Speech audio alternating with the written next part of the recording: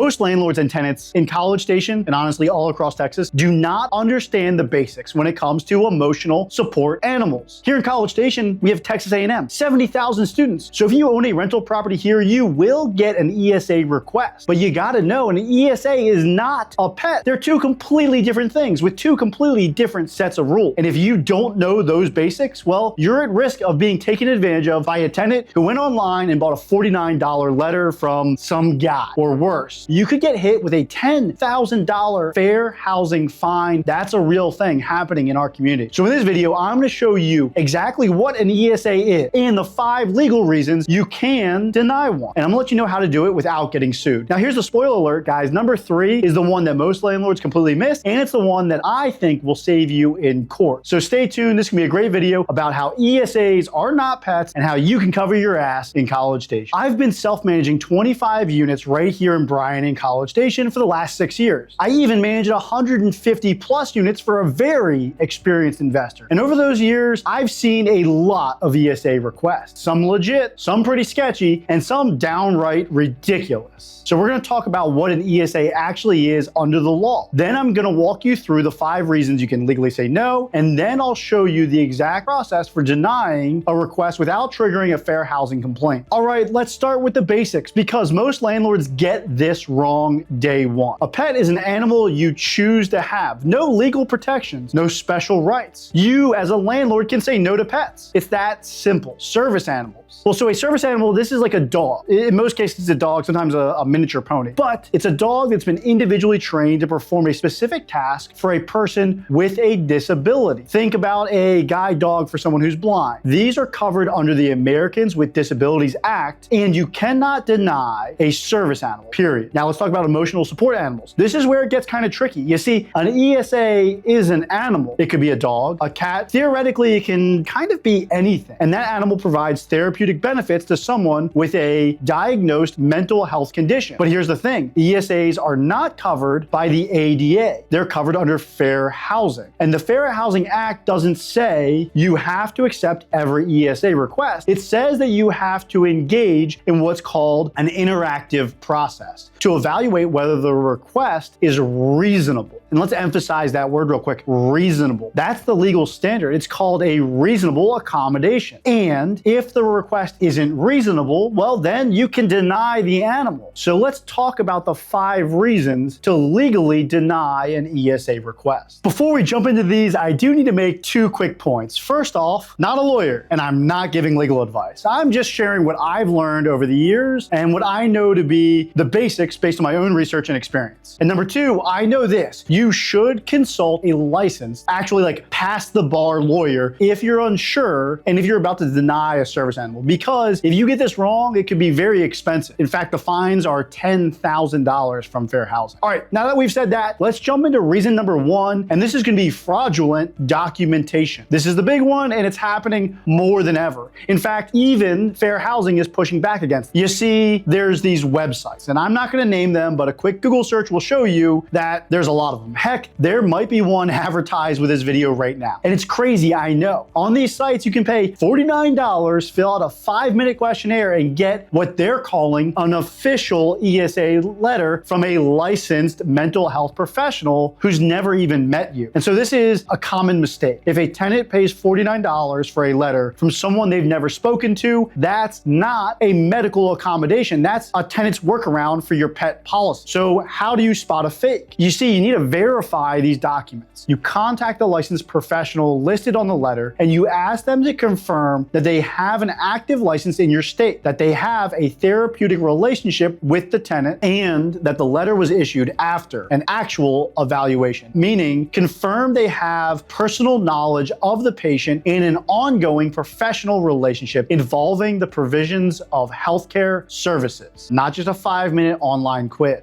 If they can't confirm any of that, well, that's reason number 1 to deny the request. Reason number 2, fundamentally unreasonable request. This is where the pigs and horses come in. And I'm not making this up. Tenants have requested emotional support pigs, emotional support snakes. The law says that the accommodation has to be reasonable, and spoiler alert, an emotional support potbelly pig in a 1-bedroom, 2nd floor apartment is not reasonable. The key word in reasonable accommodation accommodation, of course, is reasonable if the animal is fundamentally incompatible with the property, too big, too destructive, or just absurd, then you can deny it. So we're not talking about a dog or a cat, that's probably reasonable, but you can push back on the specific animal if it creates an undue burden on your property or the other tenants. Reason number 3, direct threat to health or safety. Here's the one that most landlords miss. Even if the ESA letter is completely legit, this animal actually helps this person in a therapeutic way confirmed by a medical professional who's treating them. Even if the animal is a standard cat or dog, if that specific animal has a history of aggression, has bitten someone, or possesses a direct threat to the health or safety of the other tenants, you can deny it. And this is important. It's not about the breed. You can't just say no pit bulls. That's breed discrimination, and it'll get you in trouble. It's about the specific animal's behavior. If you have documentation, a prior bite report, a complaint from another tenant, or animal control records that shows that that specific animal is a direct threat, well, that's when you can deny it. This is the one that saves you in court because it's not about opinions, it's about documented behavior. So make sure you have those documents on hand in case you end up in fair housing court. Reason number 4, no disability nexus. All right, this is my personal favorite. Remember how I said the word reasonable matters? Well, there's another word that matters just as much: nexus. Again, not a lawyer, but the law doesn't just say that the tenant needs a letter. It says that the animal must provide the therapeutic benefit that's directly connected to the tenant's specific disability. So if a tenant says, I have anxiety and I need an emotional support cat, you can legitimately ask, what is the connection between a cat and your anxiety treatment? Now, I'm not saying that you should play doc, but you are allowed to request information that confirms the disability related need for that specific animal. If the letter just says this person has a disability and would benefit from an animal, well, that's vague. That's a weak nexus. If it says this person has generalized anxiety disorder and the presence of this specific animal alleviates symptoms by da-da-da-da, okay, now we're talking. That's what we call a nexus. No nexus, no ESA, now you have the grounds to deny. The last reason is for my house hackers, guys. Reason number 5 is that you could have an exemption under FHA rules. So again, this one is for my house hackers. If you own a building with 4 units or fewer and you live in one of those units, you may be completely exempt from the Fair Housing Act, according to ESA requirements. That means that you don't even need a reason. You're not subject to the laws that requires you to accept ESAs. Now, it's worth keeping in mind, this exemption has specific criteria. You need to check with both the federal rules and your state rules here in Texas. Texas doesn't add a lot of extra restrictions here, but it's always worth verifying. If you're house hacking a duplex in College Station and you live in one side, you might be able to just say no to any animals to include ESA and pets. It's a lot better than spending 3 weeks verifying some fake letter. Hey, real quick here, if you're running into roadblocks and you need help getting your first or next investment property, shoot me an email, send the word START in the subject line to info@schwartzrealtygroup.com, and I'll personally help you figure out your next move. All right, let's jump back into it. Knowing the 5 reasons is half the battle. Knowing how to deny correctly, that's where most landlords mess up. Because here's the thing, even if you have a perfectly valid reason, if you deny incorrectly, you can still trigger a fair housing complaint. So here's your checklist. Step 1, engage in the interactive process. That means you acknowledge the request in writing within a reasonable time frame. You don't just ignore it. You say, I have received your request and I'm reviewing it, and I'll get back to you within X number of days. Step number 2, verify the request. If the tenant hasn't provided documentation or if the documentation looks questionable, you have the right to request more information, specifically a letter from a licensed mental health professional who has a therapeutic relationship with the tenant and is licensed in your state, in this case, Texas. Step number 3, document your reasoning. If you're denying based on one of the 5 reasons, put it in writing. Cite the specific reason. Your request is denied because the documentation provided does not establish a disability-related need for this specific animal. Do not say, I don't believe you. Do not say, I think your letter is fake. You state the reason based on the legal standard. Step 4, respond in writing. Send the denial through the same channel the tenant used to make the request. If they emailed you, email them back. Keep a paper trail of all of this communication. That paper trail is your best defense if a fair housing complaint gets filed. All right, here's your bonus round. If a tenant requests 2 emotional support animals or 3, can you deny them? You see, 1 ESA, you probably got to accept it, especially if that letter is legit. But 2, you can actually ask why 1 animal isn't sufficient. What is the specific disability related need for a second animal? 3 or more? Well, that's a zoo. do. And the law's actually on your side in this case. You see, the more animals requested, the higher the burden on the tenant to justify each one. Each animal needs its own nexus. It's an important word that I learned for this video. And locally, right here in College Station, there's actually an ordinance that limits households to 4 animals. So if someone requests 5 ESAs, or there's,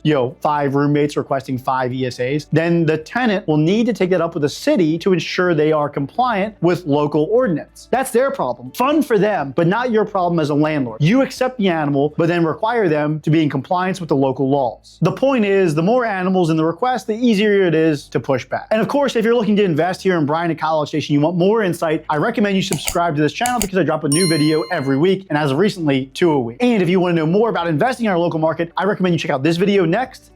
And if nothing else, until next week, you take it easy.